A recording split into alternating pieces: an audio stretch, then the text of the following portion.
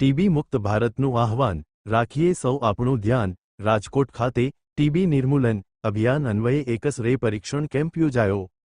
ભારત સરકારશ્રીના આરોગ્ય અને પરિવાર કલ્યાણ મંત્રાલય દેશમાંથી ટીબી નાબૂદ કરવા હરહંમેશ કટિબદ્ધ રહે છે।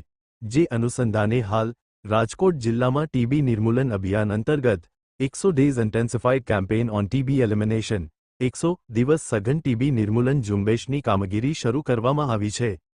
જેના ભાગરૂપે રાજકોટના જિલ્લા ક્ષય કેન્દ્ર અને આયુષ્માન આરોગ્ય મંદિર, કસ્તુરબા ધામના સંયુક્ત ઉપક્રમે શ્રી બીજી ગરૈયા આયુર્વેદ અને હોમિયોપેથિક મેડિકલ કોલેજ કાળીપાટ ગામ ખાતે વિનામૂલ્યે એકસ-રે પરીક્ષણ કેમ્પનું આયોજન કરવામાં આવ્યું હતું।